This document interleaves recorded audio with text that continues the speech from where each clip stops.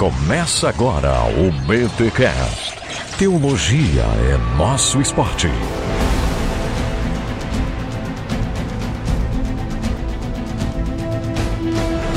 Muito bem. Começa mais um BTcast de número 304. Eu sou o Rodrigo Bibo e o mito se fez carne. Não é o Bolsonaro, gente.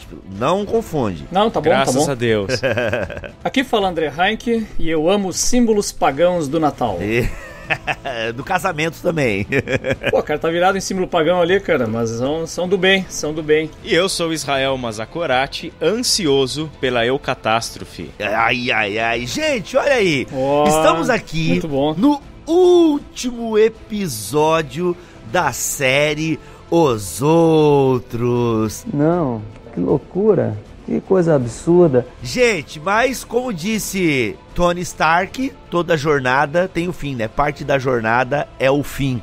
E a gente chega ao final da série Os Outros e vamos falar sobre os outros entre nós. Galera, fica com a gente. Estamos aqui com Israel Mazakorati estreando no Bibotalk. Seja bem-vindo, meu amigo. Muito obrigado, Bibo.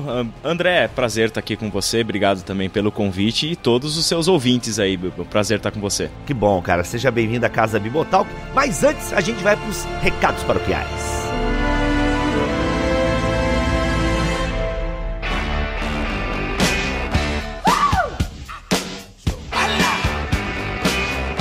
E nos recados paroquiais, é claro que a gente tem que falar desta preciosidade que segura em minhas mãos agora. Eu imagino que Israel também esteja segurando e André também, que é Os Outros da Bíblia, História, Fé e Cultura dos Povos Antigos e sua atuação no plano divino, de André Daniel Heincken. André, o livro já é um sucesso, hein, cara? A gente recebe uns feedbacks da editora aí e agradece a Deus por todo o empenho aí da audiência do Bibotalk, os seguidores do André, os seus alunos. O livro tá vendendo, não é um best-seller, não vendemos 400 mil exemplares como C.S. Lewis, mas tá bom, né? A gente tá caminhando aí. Ainda não. Não, tô feliz, cara. Tô feliz porque durante 4 dias eu fiquei na frente do C.S. Lewis na lista da Amazon, então já realizei minha vida. Olha aí. Gente, se você ainda não adquiriu o livro Os Outros da Bíblia, o link está aqui na descrição dessa postagem. Mas olha só, tem que ficar de olho nas nossas redes sociais, porque a Amazon, como vocês sabem, a Amazon, ela faz umas promoções relâmpagos, assim. O livro do Daniel já chegou a estar por R$ 26,90, se não me falha a memória. Então, gente, é muito barato. Então, a média dele é R$40 aí nas livrarias pelo Brasil, tá bom? Na Amazon, você vai pagar uma média aí de 30 e poucos reais. Essa é a média. Se você achar ele por 30 e poucos reais na Amazon, pode comprar, que é a média. E aí tem o fretezinho e tal. Já emenda com outras coisas, enfim, aí você paga um frete grátis acima de R$100. Tá? Ou procure aí nas livrarias da sua cidade. Se você vai na livraria da sua cidade e não tem Os Outros da Bíblia, você fala: ei, eu tô procurando aqui Os Outros da Bíblia, da Thomas Nelson Brasil. Aí o cara, é? Aí você manda um amigo ir na loja também, que daí o vendedor, opa, preciso ter esse livro aqui na minha loja, entendeu? E aí você nos ajuda, porque galera, é aquela coisa, se esse livro já deu certo, na verdade, já podemos bater palmas aí, senhor Maurício Machado, que esse livro já deu certo e nós temos outros projetos pela frente. Tá bom? Então contamos com o seu apoio. Se você ainda não leu, se você ainda não adquiriu, adquira Os Outros da Bíblia. Tem na versão também de e-book, tá bom? Ah, mas o e-book é quase o mesmo preço da cópia física. Galera, o preço da cópia física não tem a ver com a Thomas Nelson. Quem baixa esses preços são as lojas, né? Os lojistas. Então a Amazon faz as promoções, outras livrarias fazem promoções. Então a Thomas Nelson sempre vende ao mesmo preço para esses distribuidores. Então isso não tem a ver com a Thomas Nelson e ela mantém também aquele valor no e-book. Tá bom? Que eu acho que tá quanto, André? Acho que tá uns 26 pila o e-book, né? Acho que é 26. Então tá aí, tem a cópia digital e a cópia física, tenha Os Outros. E já falei isso aqui e repito, no seu seminário, ô Israel, como é que tá o servo de Cristo lá? Já tem as suas cópias dos Outros da Bíblia? Eu não sei, deve ter chegado lá pra gente já, né? O meu chegou por lá, tem o do Ziel lá, mas eu não sei como é que tá na bibliografia dos professores da área de Bíblia lá não. Vocês não fizeram o lançamento dele lá? Fizemos! Ah, verdade. Não, do servo de Cristo a gente não fez ainda. Então, a gente pode marcar o lançamento do livro lá, cara. Seria sensacional, hein? Alô, Thomas Nelson! Então é isso. Gente, vá lá na biblioteca do seu seminário, este livro precisa estar lá, tá bom? É isso, Os Outros da Bíblia, de André Daniel Heineken, História, Fé e Cultura dos Povos Antigos e sua atuação no plano divino. E hoje a gente vai para o último capítulo. So you gotta let me know. Should I stay or should I go?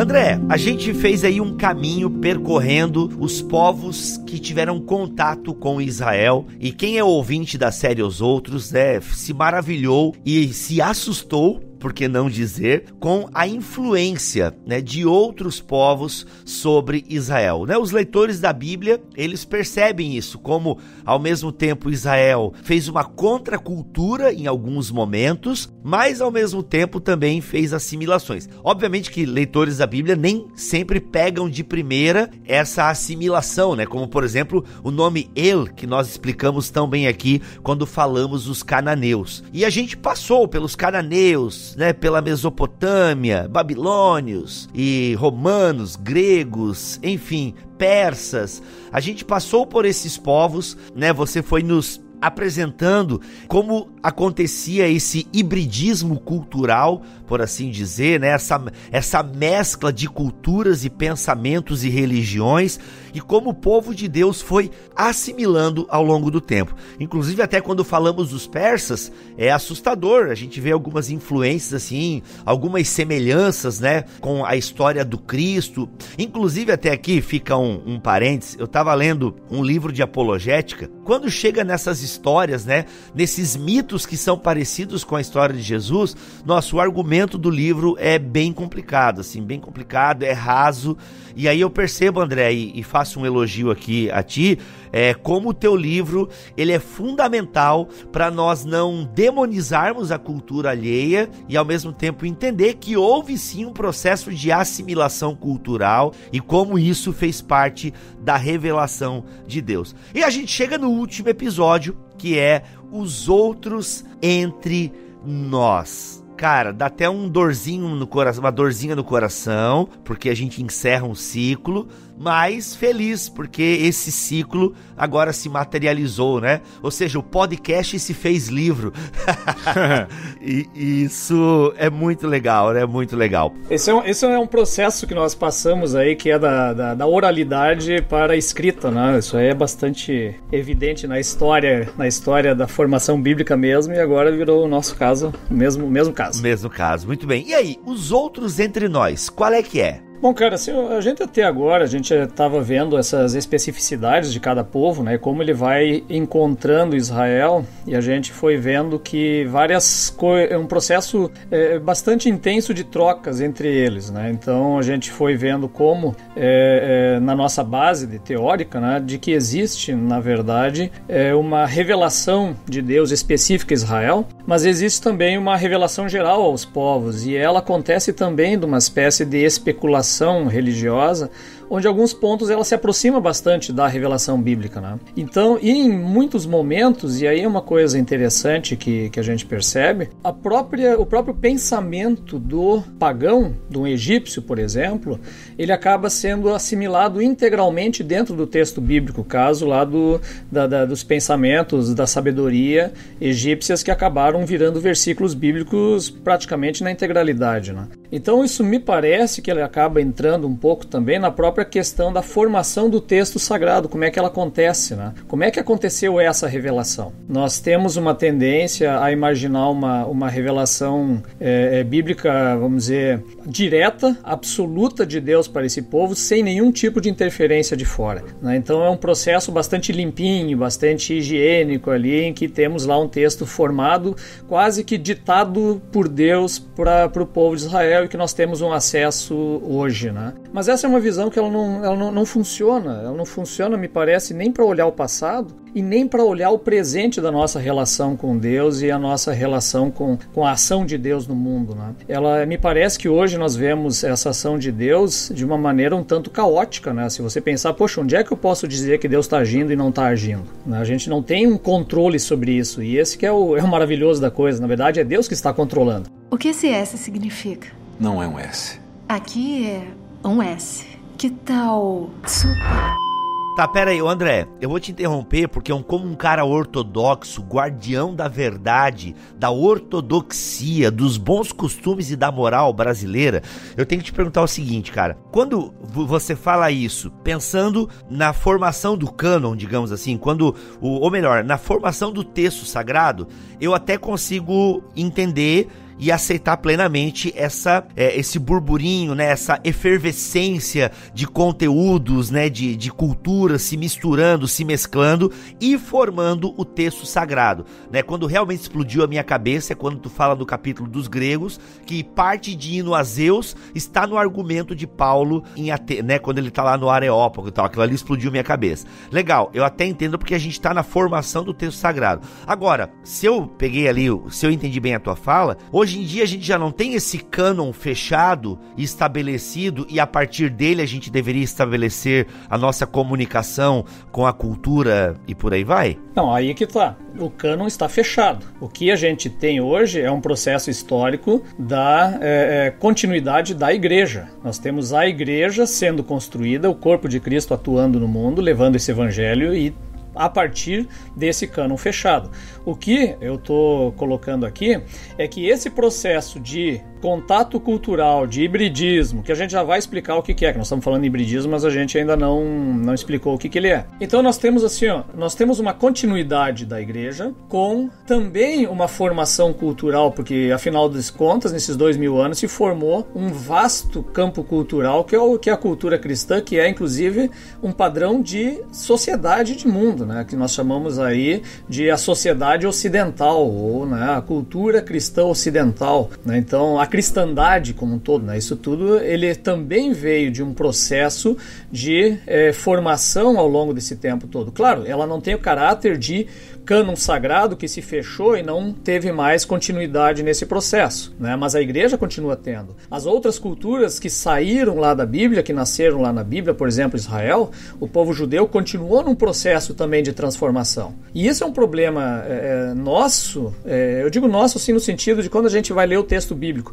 É muito comum o crente ele ler o texto bíblico e imaginar o judeu lá do texto do Antigo Testamento, ou mesmo do Novo, como o judeu askenazi ortodoxo do bairro judeu dele. Então ele pega esse judeu que ele está olhando na frente dele e imagina que o judeu antigo é esse judeu. E não é. Eles são pessoas completamente diferentes, né? Esse judeu que ele está vendo ali, ele é produto de 2000 anos de choques culturais, de transformações, de inclusive pensamento teológico que vai ganhando novas formas. Então, e esse é um problema sério, porque é aí que vem aquele erro clássico de se olhar o camarada do Antigo Testamento e imaginar ele um monoteísta como o judeu de hoje. E ele não é. Ele não pensa assim. Eu vi que você colocou isso no texto, né?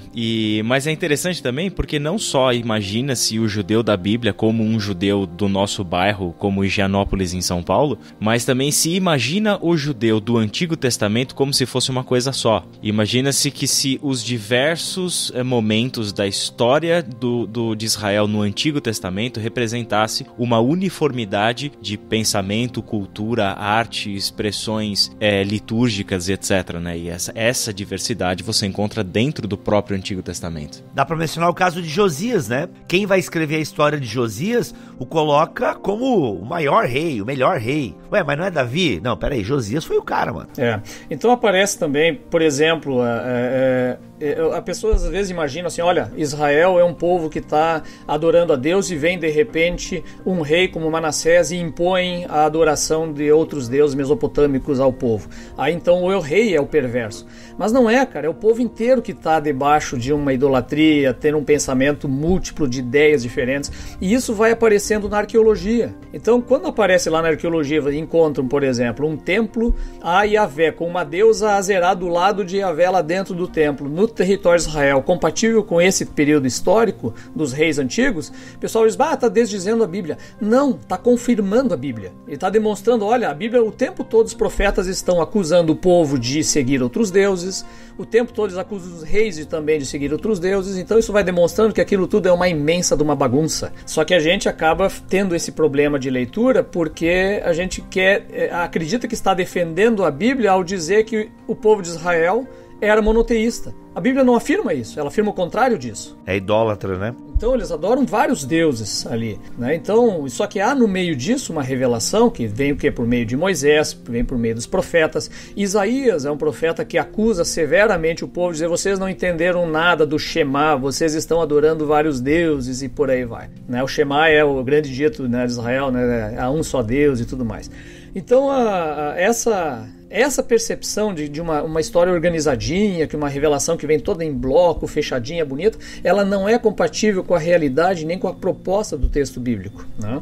A gente imagina, quando lê a Bíblia, a gente imagina uma revelação à la Chico Xavier. Então todos os escritores, eles baixaram a cabeça e começaram a psicografar o texto do Espírito Santo. E não é assim que é compreendida a revelação bíblica. Ela tem um bocado de ação humana, de cruzamentos culturais, influências diversas no texto, né? Também a gente entende muito como os muçulmanos entendem o Alcorão, por exemplo. Para eles, o Alcorão é palavra ditada de Deus por meio do anjo Gabriel. Então é um outro caráter, né? Mas a Bíblia não é assim. Você tem estilos diferentes, você tem formas diferentes lá dentro nessa construção. Ou seja, na minha opinião, Deus utilizou um processo que aos nossos olhos seria extremamente caótico, né? E que, na minha opinião, também ele combina lá com o que Jesus fala em João 3 sobre a ação do Espírito Santo. Ele é como o vento, né? Ele é imprevisível, você não sabe de onde vem e para onde vai. Então, na minha opinião, essa maneira foi construída a Bíblia, de uma maneira também caótica, de vários choques e influências para chegar então ao resultado final da revelação bíblica, né? Então, por isso que nós temos ali referências a textos mesopotâmicos, nós temos ali influência egípcia, nós vemos questões persas, questões gregas, romanas, está tudo ali dentro. O que esse S significa? Não é um S. Aqui é um S. Que tal super?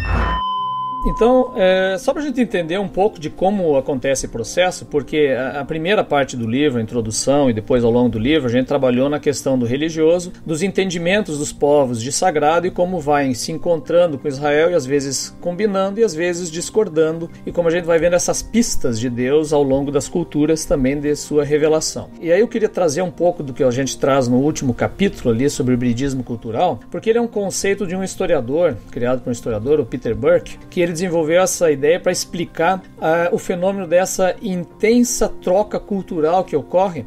Ele usa isso para explicar a troca cultural hoje, no mundo contemporâneo de globalização. Mas o que acontece? Esse efeito é um efeito que acontece intensificado ao extremo no mundo de hoje, porque as distâncias foram diminuídas hoje, né?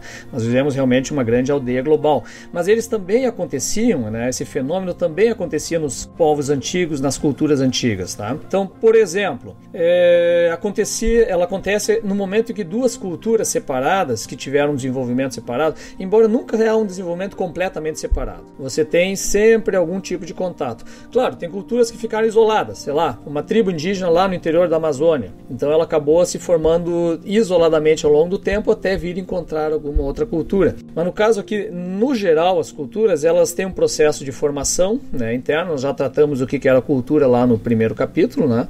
A soma do cultivo e do culto, ali segundo o Justo Gonzalez, né? Então o que acontece? Essas culturas, ela vai encontrar uma outra cultura e são duas tradições diferentes que se encontram. Quando elas acontece choque, né? Que é um choque de fato, você encontra o diferente, ela acontece primeiro uma luta, né, contra as diferenças. Um estranhamento. Um estranhamento, isso. E aí vai encontrando também algumas afinidades e ela vai selecionando essas afinidades. E aos poucos vai então descartando algumas coisas e vai aceitando outras coisas que não faziam parte da sua cultura originalmente. E aí vem um período de acomodação, ela começa a interagir com essa mudança e aceita essa mudança. Só que isso vai passando os anos, vai passando o tempo, e isso que era antes uma novidade, ele acaba se solidificando e se torna uma rotina. Aí vira tradição. E como tradição não quer mudança, porque ela acredita que sempre foi assim. E aí ele entra num novo processo, até encontrar de novo um choque cultural. Aí nesse choque cultural de novo acontece tudo de novo, né? Ela recebe algumas assimilações, aceita algumas coisas, outras não. E aí ela passa por uma mudança e vem de novo um período de acomodação dessas mudanças e se transforma de novo numa tradição, né? Então a tendência das culturas é nunca querer a mudança. Só que essa mudança ela é inevitável e sempre acontece. E esse é o processo que ele explica então, que ele vai chamar de hibridismo. Todas as culturas elas acabam de alguma maneira interagindo e sofrendo influências uma das outras, né? Então esse hibridismo me parece que é um pouco o que acontece na própria construção do texto bíblico, né? O Israel ele tem uma tradição própria, ele vai recebendo revelações de Deus, mas ao mesmo tempo ela vai tendo contatos com outros povos que vai influenciando a própria formação do Israel dentro da Bíblia, né? Quando a gente pega lá, por exemplo, o livro excelente do Roland de Vaux, que é sobre as instituições de Israel no Antigo Testamento, e ali ele mostra como toda a estrutura administrativa de Davi, mas principalmente de Salomão, ela é completamente inspirada no Egito, nas potências do Egito e da Mesopotâmia, né? Então ele sofre influências de lá nessa organização, né, do povo. Se você vê a descrição da construção do templo, por exemplo, por Salomão, ela tem referenciais da Fenícia muito fortes, né? O próprio texto bíblico diz que ele traz os engenheiros de lá, ele traz material de lá, ele traz trabalhadores de lá, os especialistas todos. Então existe uma troca muito intensa de cultura nesse processo da própria formação do povo de Israel dentro da Bíblia. E eu não tenho razão para achar que o próprio texto bíblico não tenha esse processo junto. Se você olhar a diversidade de textos que aparece dentro, a diversidade de referências, um texto de Esther, que boa parte dele é escrito em aramaico e vem da Pérsia, né? Então você tem ali também um processo de choques que vão produzindo esse texto bíblico. E onde é que está a questão da revelação bíblica? A revelação divina, né? É justamente Deus agindo por meio desses povos e ele selecionando aquilo que vai entrar no cânon e aquilo que não vai entrar, pelo próprio processo humano. É esse que é o que a gente defende, então, que está acontecendo, né? Que não é que simplesmente todos os povos tiveram a revelação divina. Não é essa a questão, mas a maneira como Deus operou foi utilizando todos os povos, porque afinal de contas ele é Senhor do mundo inteiro, né? Ele é Senhor de todos os povos. Então isso é uma coisa que a gente percebe já na própria formação da Bíblia, né? Esse hibridismo ele também acompanha a formação depois de Israel, como nós já mencionamos, e também a própria igreja. O que esse S significa? Não é um S. Aqui é um S. Que tal super? Antes de você ir para a história da igreja, acho que posso só fazer 2 comentários sobre esse hibridismo na formação bíblica, do texto bíblico? Deve. Só 2 considerações. Uma delas é que você percebe essa utilização de uma diversidade cultural pela própria utilização da língua grega no Novo Testamento. A gente sabe que uma língua, ela carrega uma cultura. Ela não é simplesmente uma questão gramatical, ortográfica, mas uma cultura está carregada para dentro de uma língua. O simples fato de Deus ter inspirado da forma como inspirou os autores do Novo Testamento a escreverem numa língua grega, já é um exemplo disso, quer dizer. E a outra questão que a gente levanta é o que exatamente não pertence a Deus nesse mundo, né? O que não pertence a Ele, o que não é dele. Então esse é um ponto importante. A segunda coisa que eu destaco aqui é o fato de que a Bíblia, como um todo, ela é uma demonstração do grande plano redentor de Deus na história. A própria existência da Bíblia, formada dentro de um hibridismo cultural, já é para nós, já deveria ser vista por nós como uma realização do grande plano de reconciliação de Deus com o ser humano. Então, por exemplo, Paulo fala para os Efésios, no capítulo 2, do verso 11 até o 22, que Deus estava em Cristo derrubando o muro de inimizade que existia entre judeus e gentios. Então, se Cristo Jesus é o ápice da revelação de Deus e se é em Cristo Jesus que ele concretiza o seu plano de redenção, a gente está vendo que o fundamento desse plano de redenção é uma reconciliação, inclusive entre povos que estavam separados por sua cultura, por sua religião, pelas promessas, pela escritura e assim por diante, né? Então, essa reconciliação entre culturas e povos mostra isso. Atos capítulo 2 também é um outro exemplo claro disso, onde Deus capacita a sua igreja a falar a língua de todos os povos. Então, as línguas missionárias que nós encontramos em Atos capítulo 2 também dão prova disso, né? E acho que a outra reconciliação legal que a gente vê acontecer no texto bíblico é a reconciliação entre o divino e o humano. Se em Deus nós estamos vendo uma ação onde Ele está reconciliando consigo todas as coisas, o próprio texto bíblico, a existência do texto bíblico é uma prova dessa reconciliação. Ali não é um texto ditado divinamente, sem a intervenção humana, sem os meios humanos na sua redação, na sua cultura, na sua língua, influenciando ali a forma como esse texto foi construído. Não, muito pelo contrário. É um Deus que, no texto bíblico, está demonstrando o poder da sua reconciliação. Como a palavra que se fez carne e habitou entre nós, você tem a reconciliação dos céus e terra, de divino e humano. E o texto bíblico não é diferente. Né? É interessante que a gente é comum,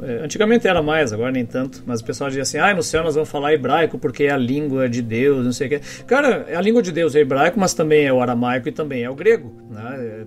E o grego, inclusive, é a língua do qual foi transmitido para nós a palavra, o verbo feito carne, né? Cristo, então sobre ele foi falado em grego. Então tanto grego quanto hebraico, as duas são língua de Deus, eu diria todas as línguas são línguas de Deus, porque afinal ele é o Senhor sobre tudo.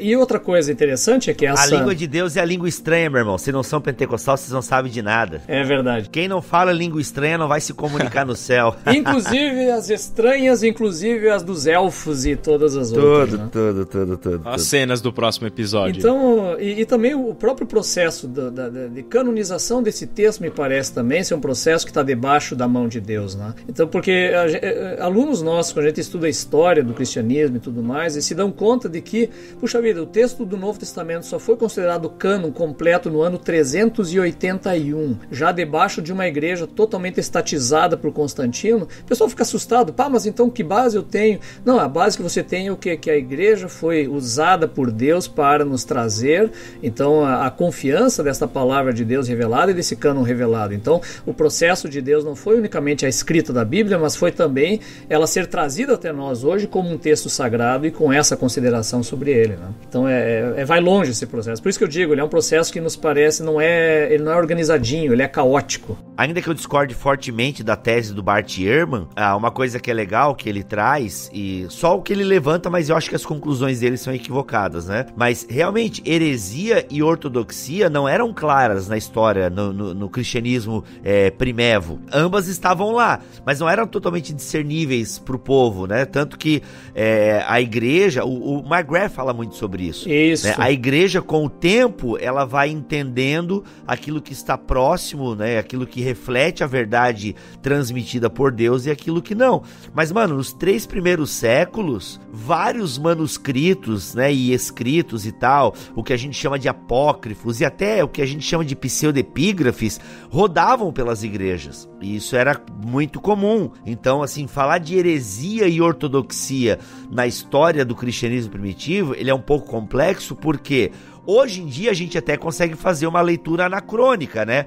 Não, esse cara aqui destoou porque... Mas, mano, pensa na época, né? Que as comunicações eram limitadas, vários textos rodavam pelas igrejas. É claro que os 27 livros do Novo Testamento, desde cedo, eram quase todos bem reconhecidos e utilizados, mas, foi um processo, e olha, e Hebreus, as cartas de João, Apocalipse, ficaram pela borda.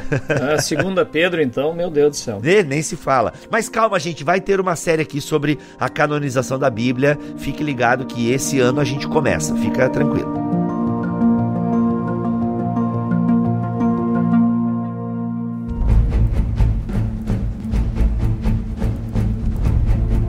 E esse processo todo, assim, eu vejo que ele é muito amplo, né? Ele envolve o próprio cristianismo.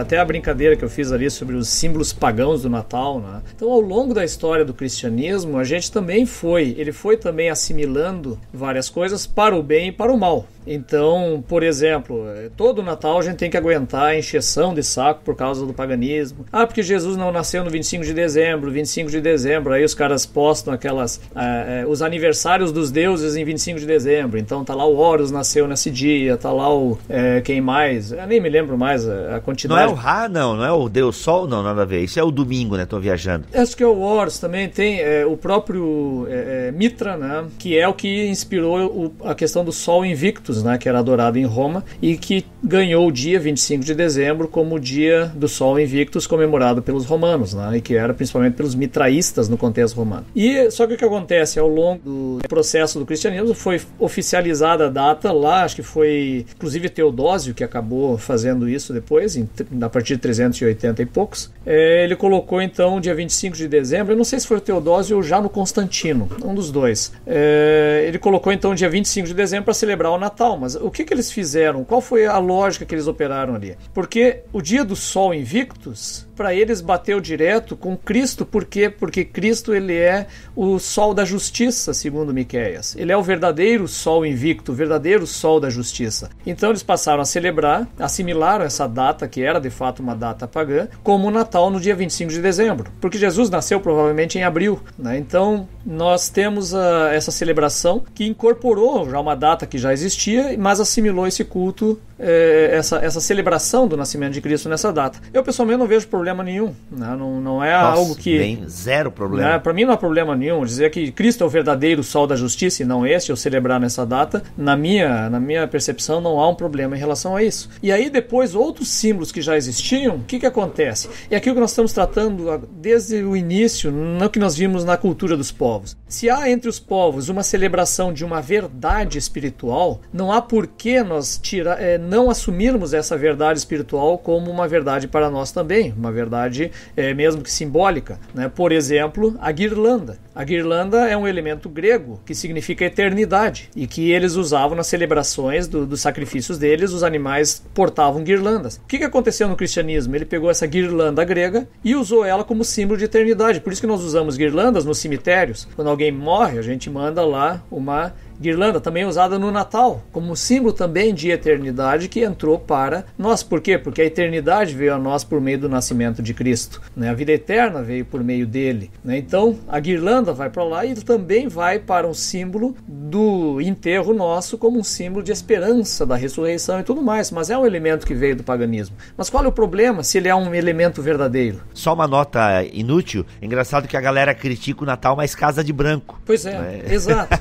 Então, o próprio nosso batismo, né, é muito comum nas igrejas, agora nem tanto, o pessoal prefere usar a camiseta com marca da igreja, né, o que não tem problema nenhum, mas usar batismo usando uma veste branca, né? Então eu fui batizado todo de branco. Eu também. Então tu usa uma veste branca, né, uma estola branca para ser batizado. Cara, mas isso vem dos ritos pagãos gregos, dos cultos de mistérios. Eles faziam um batismo de branco e faziam uma iniciação vestidos de branco para daí começar uma nova vida com Cristo. Você não vê lá Jesus se vestindo de branco para ser batizado, a galera toda... A pessoa só se despia e entrava na água com João Batista, era isso, né? Então não existia essa tradição. Essa é uma tradição que vem do paganismo. Só que não há problema nisso. Não há problema, porque é um símbolo bonito. Ele é um símbolo que faz sentido, que é bonito e tal, né? Então, e tudo mais que foi acrescentando no Natal, ele foi somando essas coisas. A árvore é um arquétipo universal nas religiões, como sentido de vida, né? A árvore da vida, a própria árvore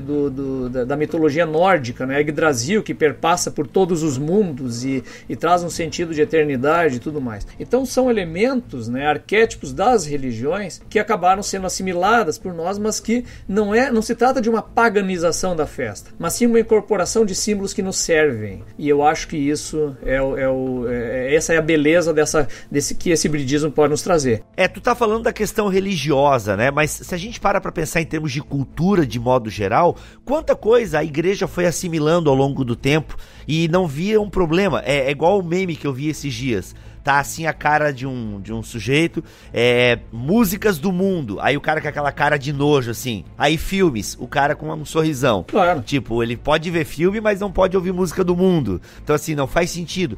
Quantas coisas a igreja acoplou na sua liturgia, né? Quantas assimilações culturais ao longo da história da igreja foram acontecendo, mudanças litúrgicas. Ou você acha que o nosso culto era exatamente como o culto que a igreja primitiva fazia? Nem de perto, né? Nem de perto. Então, assim, muita coisa foi sendo acrescentada ao longo da história e assimilações. Quer ver uma assimilação muito recente? Olha só, o protestantismo, ele rejeitou a questão da imagem dentro da igreja desde a reforma, ali, principalmente no meio calvinista, e puritano depois mais ainda. Então ela rejeitou o uso de imagem, de cruz, do crucificado, o uso de pintura no geral, nas paredes e tudo mais. Permitiu os vitrais, mas no geral a imagem ela não é muito usada, né? Só que na nossa igreja contemporânea, o que entrou ali? Voltou a imagem, mas ela voltou via design. Você tem a marca da igreja, às vezes, projetada no telão, você tem a marca da igreja em relevo colocada dentro da igreja, você tem a marca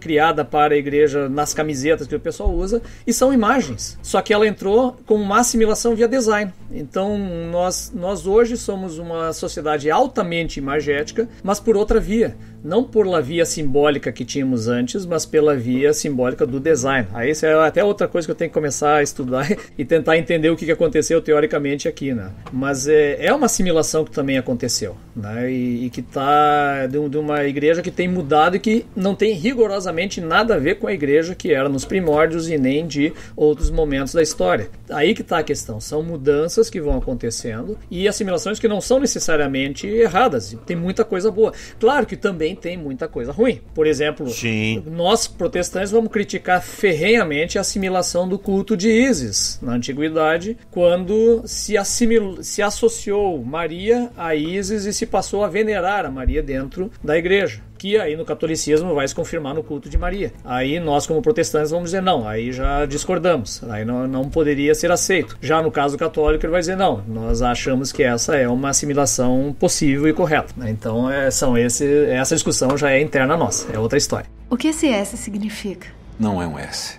Aqui é um S. Que tal super? Esse papo aí vai longe, tem muita coisa legal. Se você é ouvinte aqui da série Os Outros, percebeu que a gente fez quase que um panorama, um en passant, a gente tá realmente resumindo, amarrando pontas. Mas se tem uma coisa, Israel, que a gente pode falar hoje, e até é como o André termina o livro dele, é legal que a gente vai falar do livro do autor, tendo o autor presente. E estamos falando da Bíblia Sagrada. Ah, brincadeira. Também. Mas estamos aqui falando do livro do André. A mitologia atualizada. O que esse papo de mitologia, ou aqui como o André faz, a ficção, pode nos ajudar em toda essa discussão de hibridismo cultural, de assimilação, enfim, como que essa até tem a ver com a sua entrada, eu imagino, né, da eucatástrofe e tal. O que essa ideia de ficção, esse conceito de ficção nos ajuda em todo este papo, em toda essa argumentação, nessa ideia de os outros entre nós? Pois é, Bibo e André, eu acho que esse é um dos fatores fundamentais aí para entender o hibridismo cultural, entender como a humanidade é, por sua própria natureza, produtora de mitos. A humanidade não vive sem o mito. Então acho que a primeira coisa importante a definir aqui é o que nós estamos falando quando nós falamos sobre mito. E acho que o André pode até me ajudar um pouco nesse ponto. É lembrar que sempre quando a gente ouve a palavra mito, a gente já pensa em antônimo de verdade, não é isso, André? É isso aí, é bem comum, é mito ou verdade. Mito ou verdade, exatamente, né? Então a gente sempre pensa dessa forma, só que mito é uma palavra grega, mitos, que significa narrativa, que significa enredo. Então o ser humano não vive sem uma narrativa. A nossa vida é uma narrativa, né? A nossa história, aquilo que a gente fala sobre nós, a nossa identidade é construída em cima de uma narrativa. Então o ser humano é por natureza, portanto, contador de histórias. Nós fazemos histórias e nós contamos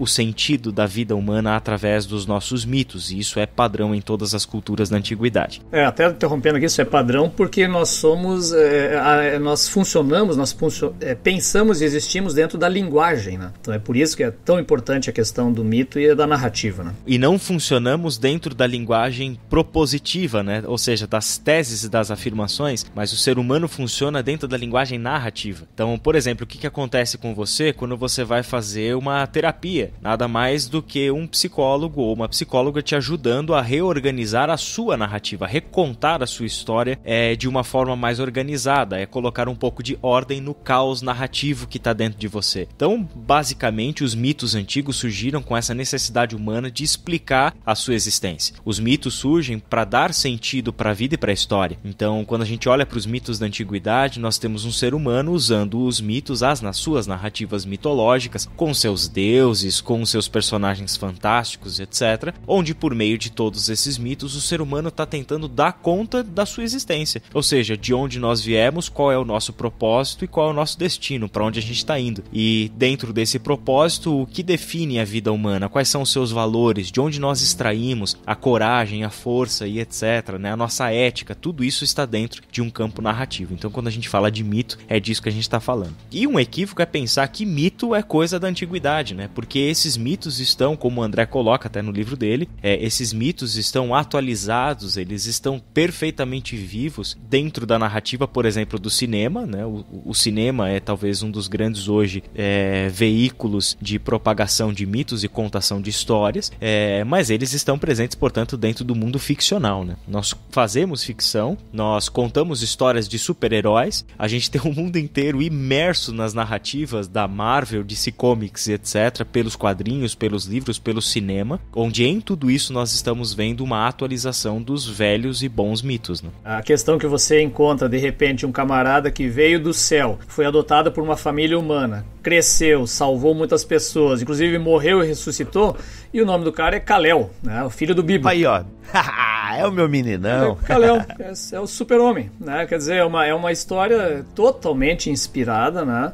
Inclusive, os criadores do super-homem eram judeus, né? Quer dizer, a história não cai longe, a fruta não cai longe do pé. E o Zack Snyder falou mesmo, no filme Man of Steel, o Zack Snyder falou é inegável, né? O arquétipo de Cristo tá todo ali, né? Tudo, tá? Inclusive, até demais, né? Acho que assim, ele foi muito Nolan, porque ele tá didático até demais. A cena mesmo em que ele tá na igreja, o vitral que tá atrás dele, claro. O Getsemane, tá demais. E, gente, só um parênteses aqui, em defesa da escolha do nome do meu filho. Bibo, tu é fã do Superman? Cara, eu gosto mais do Batman, só pra vocês saberem. E mais ainda do Homem-Aranha. Mas por que o nome Kal-El? É porque a gente tava sem nome pra menino. A gente tinha pensado no nome pra menina. E aí um dia, eu assistindo Man of Steel, tinha entrado na Netflix, e aí eu comecei a ouvir Kal-El. Kal-El é um nome bonito. E o significado, chamado por Deus, vocacionado por Deus. Aí eu perguntei pra minha esposa, amor, Kal-El é um nome bonito? Ela, Kal-El é o nome do Superman? Tipo assim, a gente sabe que mas não foi porque entendeu? Aí quando a minha filha de 3 anos, ela tinha 3 anos e pouco, e ela falou assim, bem bonitinho, Kal-El, eu falei, mano, é esse nome, não posso mudar, porque a minha filha pronunciou com uma beleza, e aí ficou Kal-El, cara, aí, ó. É isso aí, pronto, fecha parênteses. E Bruce Wayne não tem a sonoridade de Kal-El, né? Não, Bruce Wayne, vou chamar o... Não dá, não rola. Peter Parker, ou Clark Kent. Clark Kent não dá. Pô, não, né, mano? Clark Kent de Aquino, pelo amor de Deus. Deus o livre. Que tragédia. O que esse S significa? Não é um S. Aqui é um S. Que tal super? Mas, cara, a cultura pop, vocês comentaram aí, é incrível. A cultura, e aí eu vejo como o mundo clama mesmo por um redentor. A cultura pop tá permeada por arquétipos de sacrifício, de entrega, redenção. É incrível, tá tudo ali, mano. A gente como cristãos tem que ter já deveria ter sacado isso, né? Já deveria ter percebido isso com uma clareza muito grande, né? Que, cara, em todas essas coisas Deus tá dando ali mostras do que ele fez na história, né? De como ele conduziu essa história toda. Quer dizer, será que é um acidente que a mitologia antiga, que a mitologia nórdica, que a mitologia que a gente encontra dentro da cultura pop, será que é um acidente que em tudo isso você tem esses arquétipos ali? Ou será que, como os críticos do cristianismo vão dizer, são os cristãos que se apropriaram desses arquétipos e dessas similaridades com outras culturas e histórias para construir a sua imagem do Cristo? Não, acho que não. É uma perspectiva muito diferente, quer dizer, é como se Deus já colocasse dentro do ser humano esse anseio pelo eterno, esse anseio pela redenção, colocasse dentro desse ser humano uma memória de que este ser humano é algo muito além desta vida como nós conhecemos, presa ao tempo histórico, que esse ser humano tem uma origem muito anterior ao seu nascimento, que esse ser humano tem um propósito superior àquilo que a gente encontra na vida, né? Para pensar num Matrix, por exemplo, né? Que as culturas mais jovens infelizmente não conhecem, né? Exato. O Matrix é um exemplo muito claro disso, quer dizer, existe uma suspeita, né? Existe uma pergunta que ronda a nossa existência, que será que a vida é só isso aqui mesmo? Será que o propósito da vida é isso? É acordar, ir pro trabalho, chegar atrasado, ganhar nosso dinheiro e etc? Será que é a isso que se resume a vida? Então parece que Deus em todas essas coisas estava mostrando que ele colocava nesse ser humano o anseio pela redenção, e a gente deveria olhar os mitos e as narrativas de ficção como demonstrações desse anseio humano, né? Criar um ser humano criado por Deus, sem dúvida nenhuma, que não sabe dar nome a essa ansiedade, que não sabe com clareza dizer quem é esse Salvador, quem é esse ser que supostamente viria para redimi-los, para dar sentido à sua história, mas que em tudo a narrativa evangélica vai dizer que este mito se fez história na pessoa de Jesus Cristo, né? Esse é o legal, que aí já tá dando a deixa, né?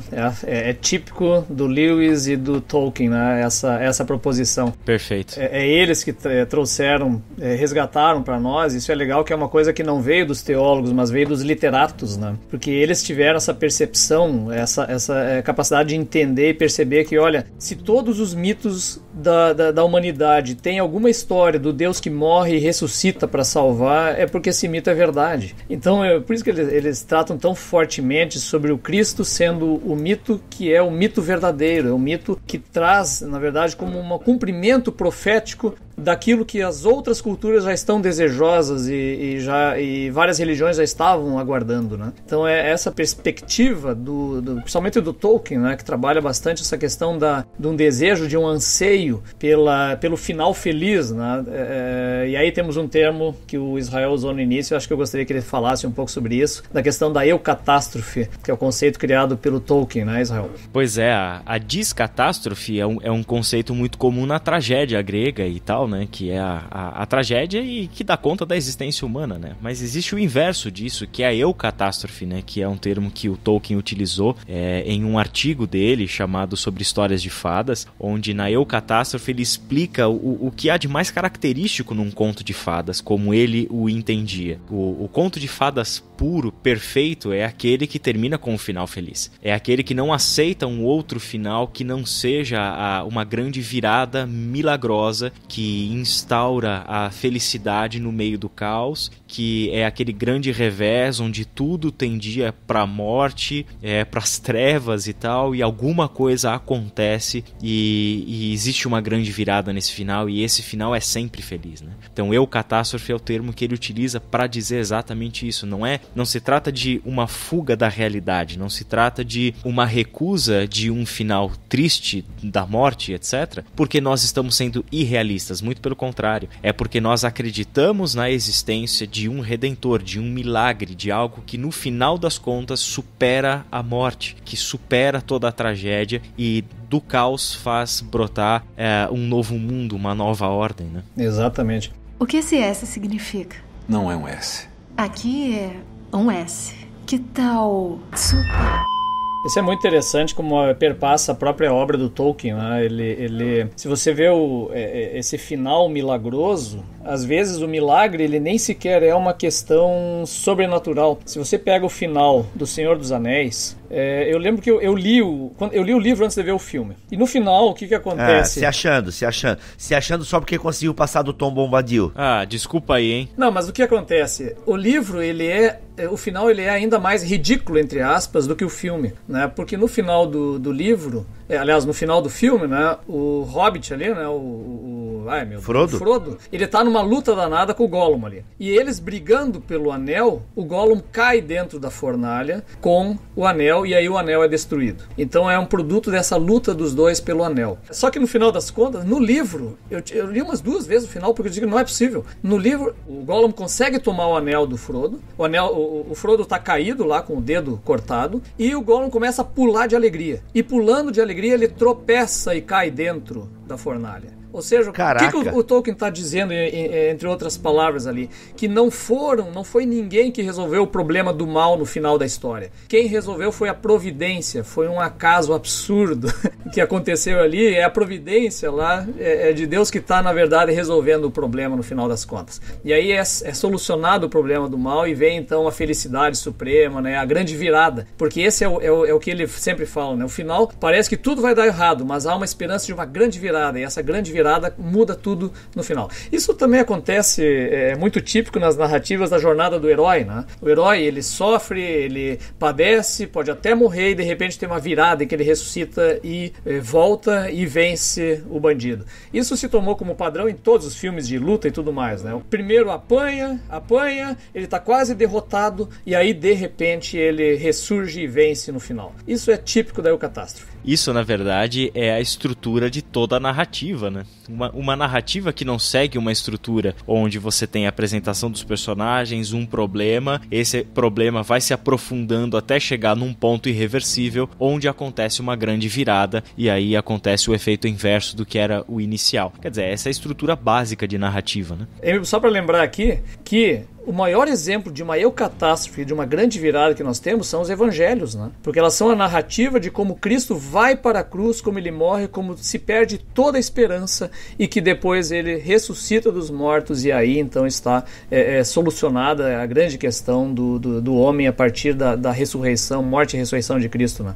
Porque ele é justamente isso, você caminha para o desastre e aí vem a virada, né? Isso é típico dos evangelhos. Legal, muito bom. Na verdade, gente, o podcast acabou nessa fala do André, tá bom? Aqui, ó, nessa fala do André encerrou o podcast. Agora eu quero puxar só já estouramos o nosso tempo aqui, mas a gente tá falando desse desejo, né? Da eucatástrofe, do bom final, digamos assim. Mas a gente sabe que existe o niilismo aí e essa ideia também de um final ruim. Por exemplo, quem acompanha a série Black Mirror sabe que ela explora justamente isso, o final triste, o final real, né? Tipo, Black Mirror, até nos seus episódios ruins, esfrega isso na nossa cara, assim, cara, aí ó, aí tá a humanidade, tá? Lide com isso. E existem pessoas, né, que face à morte, estou indo agora encontrar o nada, né? A vida não faz sentido. Então tem também essa faceta aí dos outros entre nós. Esse niilismo da vida sem sentido. E aí, como é que a gente lida com esses outros? A gente lida da seguinte forma, é exatamente nessa realidade, Bibo, que o evangelho entra com toda a sua potencialidade. É boa notícia. Exato, ela é a boa nova que vem da parte de Deus para nós. É uma manifestação de Deus para nós dizendo o seguinte, olha, todo esse anseio, todo esse desejo, ou até mesmo todo esse desespero, porque vocês olham para a realidade sem encontrar nela uma saída, um escape, uma esperança, este Deus trouxe para dentro da história. Não vai trazer, mas trouxe para dentro da história na pessoa do seu filho, né? Então, neste artigo da Eucatástrofe, o Tolkien diz, numa frase marcante dele, que é que o nascimento de Cristo é a eucatástrofe da história do homem, do humano, e a ressurreição de Cristo é a eucatástrofe da história da encarnação, né? Então, a ideia toda é que sempre haverá um final feliz, não pela possibilidade humana de construir um final feliz, não pela possibilidade humana de construir uma sociedade justa,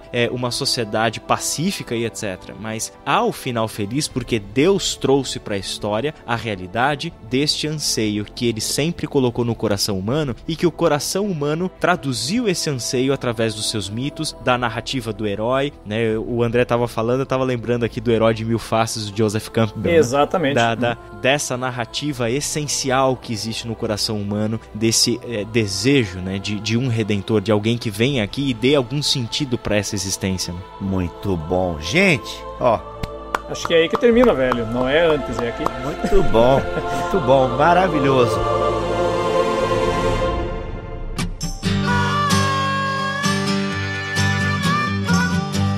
Olha aí, gente, encerramos um ciclo, encerramos uma série, Os Outros da Bíblia, com este podcast falando dos outros entre nós. Muito legal, muito bacana mesmo. Tá aí, fica a dica. Se você ainda não leu, leia. Se você ainda não comprou, compre Os Outros da Bíblia. Porque tudo isso que a gente tem discutido nos áudios, aqui nos podcasts, está com detalhes, está com aprofundamentos naquilo que o André carinhosamente escreveu entre uma fralda e outra, entre uma golfada e outra, né, do seu filho, do seu neném. Ele entregou um material maravilhoso para nós. Israel, obrigado, cara, pela tua presença aqui. Vamos ter que marcar mais vezes. Muito bom. Muito obrigado, Bibo, pela oportunidade. Prazer te conhecer. André, prazer estar com você nessa jornada. Parabéns novamente pelo livro. Super recomendado mais uma vez. E com certeza, Bibo, estamos à disposição. E vai ser uma alegria. Muito bom. André, temos que pensar na próxima série. Pois é, vamos ver. É isso, gente. Vamos ficando por aqui. Fiquem todos na paz do Senhor Jesus e até a próxima, se Ele permitir. Valeu. Amém. Muito bom.